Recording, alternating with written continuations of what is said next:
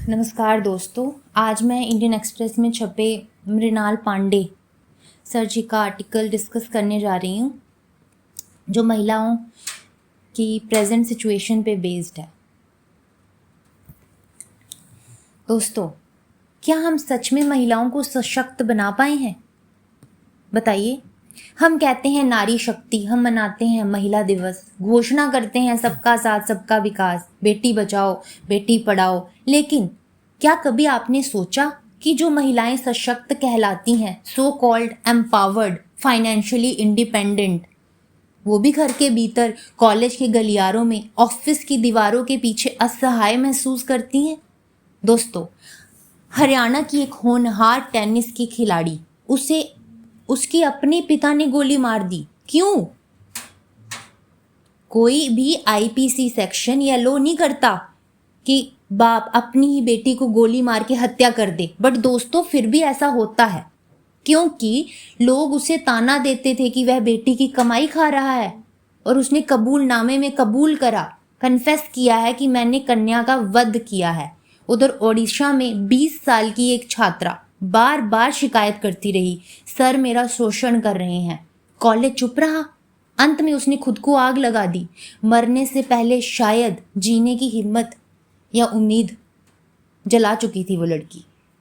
हर चुनाव में, हर भाषण में राजनीति कहती है हम नारी शक्ति के साथ हैं, सब्सिडी दी जाती है, स्कीमें लाई जाती हैं, फोटो खिंचवाए जाते हैं, और वहीं दूसरी ओर रेपिस्ट को पार्टी टिकट्स भी दी जाती हैं। देखिए दोस्तों, कितना डबल स्टैंडर्ड्स, कितनी हिपोक्रेसी इन्वॉल्व है इन सब चीज़ों में। लेकिन जब एक महिला को इंसाफ चाहिए तो सिस्टम उसे देखता है जैसे वो कोई परछाई हो। अधिकार तो है लेकिन सिर्फ कागजी, या मैं यूं कहूं माइट इज राइट, जिसकी लाठी उसी की भैंस। सोचो दोस्तों, इमेजिन करो, आंखें बंद करो और सोचो। एक तराजू को इमेजिन करो जिसकी एक साइड तो कानून है और दूसरी तरफ पावर। वो तराजू झुका हुआ है पावर की तरफ। जिसकी पावर, जिसके कनेक्शंस, उसी को इंसाफ मिलता है। दोस्तों, सोशल मीडिया पर बड़े बड़े इन्फ्लुएंसर्स मजाक उड़ाते हैं, विक्टिम को शर्मिंदा करते हैं। याद करिए दोस्तों, हाथरस रेप केस में दलित महिला के करैक्टर पे, उसके बैकग्राउंड पे सवाल उठाए गए। इंसाफ दिलाने के बजाय विक्टिम को और विक्टिमाइज किया गया। कोलकाता रेप केस को इमेजिन कीजिए दोस्तों, कितना पॉलिटिसाइज किया गया था वो केस। और सीएम का बयान क्या आता है कि कोलकाता में रेप होते हैं तो क्या और राज्यों में रेप नहीं होते? सोचिए दोस्तों, एक लड़की की हिम्मत ऐसी ट्रोल्स पर, चुप्पियों पर चुप हो जाती है जब उसे कोई इंसाफ नहीं देता। हर जगह इनकार के आगे वे टूट जाती है। आप कहेंगे जी कानून है, पोश एक्ट है, महिला आयोग है। हाँ है, पर कागजी। लेकिन क्या कॉलेजों की शिकायतें कमेटियां ये सुनती हैं? क्या ऑफिस की जांच निष्पक्ष भी होती है? जब तक इतना बड़ा कांड ना हो, लड़की अपना आत्मदाह न कर ले, तब तक कानून अक्सर खामोश ही रहते हैं। ये भारत का अमृतकाल है जहां बेटी स्कूल तो जा सकती है लेकिन शायद जिंदा लौटेगी या नहीं, सुरक्षित लौटेगी कि नहीं पता नहीं। जहां महिलाएं ऑफिस तो जा सकती हैं लेकिन इज्जत या करियर किसी एक को ही चुनना पड़ता है। जहां हर सशक्त महिला अंदर से खुद को पूछती है, क्या मैं वाकई सुरक्षित हूं? ज्यादा पढ़ लिख के नौकरी कर लेती है और अपनी मर्जी से शादी कर लेती है तो कैरेक्टरलेस कहलाती है, खानदान का मुंह काला करवा दिया।